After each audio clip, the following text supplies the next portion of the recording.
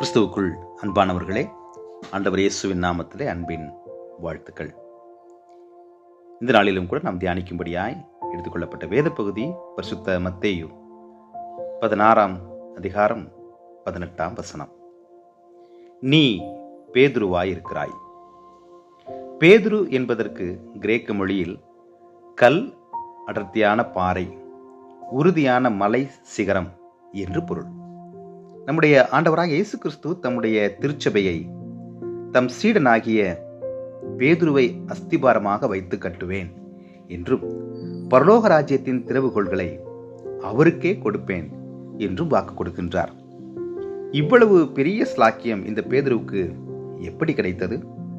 இதற்கு காரணம் 17 நாம் பார்க்கும் பொழுது, பேதுரு இயேசுவுக்கு கூறிய பதில் மாம்சீகமாக இல்லாமல் தேவ ஆவியானவரின் பலத்தோடு இருந்தது.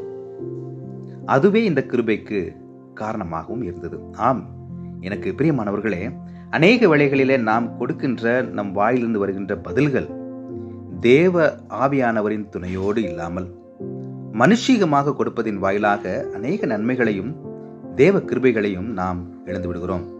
இந்த பேதுரு ஆண்டவர் கேட்ட கேள்விக்கு உடனடியாக பதில் கொடுக்காமல் மிகுந்த ஞானமாய் ஜெபத்தோடு தேவ ஆவியானவரின் துணையோடு நிதானமாக கொடுத்த பதில் பேதுருவுக்கு இவ்வளவு பெரிய கிருபையை பெற வழிவகுத்தது என்று காண்கிறோம்.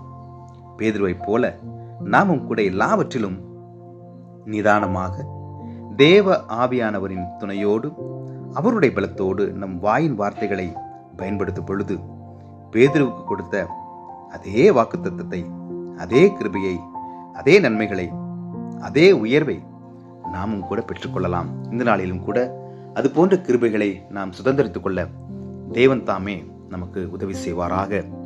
ஆண்டவர் நோக்கி நாம் பிரார்த்தனை செய்வோம். கிருபையும் இரக்கமும் நிறைந்த எங்கள் அன்பின் கடவுளே, இந்த புதிய நாளுக்காய் நாங்கள் நன்றி செலுத்துகிறோம்.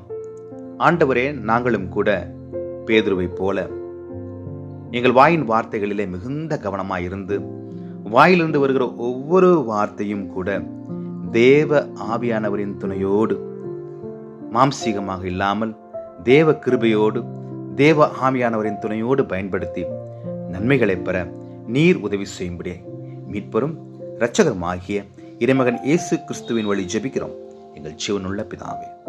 ஆமென்.